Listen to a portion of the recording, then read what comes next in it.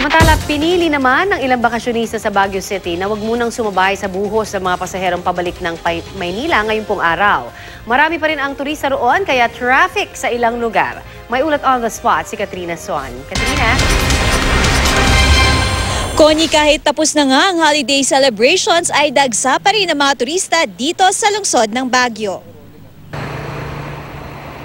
Maaga pa lamang ay namataan na namin ng ilang mga turista na namamasyal sa mga sikat na pasyalan dito sa lungsod ng Baguio tulad ng sa Ride Park. Ayon sa kanila, sinusulit raw nila ang bakasyon. Malamang daw ay lahat nag-uuwian sa kani-kanilang mga probinsya sa ngayon, kaya naman di na raw sila sasabay. Dahil dito, usad pagong ang daloy ng trapiko sa ilang mga lugar dito sa Baguio. Gayon na rin sa may teachers camp kaninang mag-alas 8 ng umaga. Ang ilang mga turista naman piniling mag-abang sa harapan ng The Mansion na siyang opisyal na tirahan ng Pangulo dito sa lungsod ng Baguio. Nabalitaan daw nila na andito sa lungsod ang Pangulo at umaasa raw sila na makita o kahit masulyapan lamang siya. Sa ngayon naman ay todo pa rin ang pagbabantay ng mga otoridad dito sa The Mansion. May mga police mobile na nag-iikot. Pati mga pulis nakabantay at naninita ng mga nakaparada malapit sa The Mansion. May mga namataan din tayong mga PSG sa lugar. Gayunpaman, maaari pa rin namang magpaletrato o kumuha ng letrato ang mga turista sa harap ng gate ng The Mansion. Dinicide namin after New Year para mas konti ang tao, mas ma-enjoy mo yung lugar. Darating lang ko kasi ng mga anak ko eh. Galing Malaysia at saka sa Italy.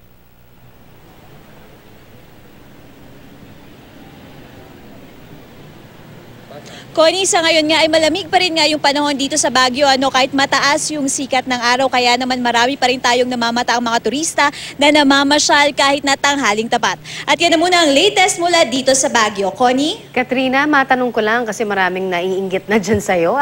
Dahil mukhang lamig na lamig ka pa rin kahit tanghaling tapat. Gaano kalamig ba dyan ngayon, Katrina? Connie, kaninang umaga, pumapalo siya ng 17 to 18 degrees Celsius. Tapos ngayon naman nag-check tayo bago nga tayo mag-live. Nasa mga 19 degrees Celsius siya, Connie. At saka malamig din yung simoy ng hangin, Connie. Kaya kailangan talaga mag-jacket. Dahil lalamigin ka pag walang jacket, Connie.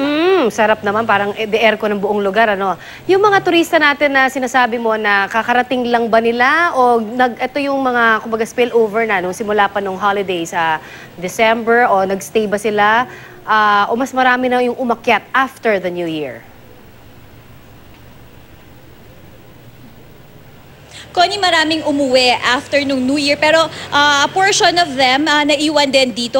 Kanina may nakausap tayo dito na otoridad nga, kanyang sinabi na siguro almost 60% yung mga nagsiuwian na, pero 40% naiwan pa dito at nag-extend. Kasi nga yung iba natatakot daw sa mabigat na daloy ng trapiko, so yung iba nag-decide na lang na umuwi ng Monday or Tuesday at mag-extend pa para mas ma-enjoy nga yung lugar. Connie, meron din naman yung mga kararating lamang dahil based from their experiences daw noong mga nakaraang taon na mahirap daw makipagsabayan during holiday season, kaya naman ngayon sila umakyat dito sa Baguio. Connie? Kakamustahin ko na rin, Katrina, kasi alam naman natin na kahit na hindi peak months or peak season dyan sa may Baguio, talagang iniinda na rin nila yung traffic dahil mas marami na nga daw ng mga pampasaherong jeep ang bumabiyahe dun sa downtown area. Kamusta yung polusyon? Dahil isa yan dun sa talagang pinanghihinayangan ng marami, dahil pag umakyat tayo ng Baguio, fresh air ang naiisip natin, pero in the recent past, talagang, polluted na rin ang hangin. Connie, medyo polluted na nga yung hangin. Kaninang umaga pa lamang nung naglibot tayo dito sa Baguio City, nakita natin na talagang usad pagog yung mga sasakyan, bumper to bumper. Kaya naman dun nga natin napansin na polluted na yung hangin, Connie. Pero may mga lugar pa rin naman dito sa lungsod ng Baguio na maaari mong puntahan na fresh pa rin naman yung hangin, Connie. Alright, maraming salamat, Katrina Son, sa yung update na yan.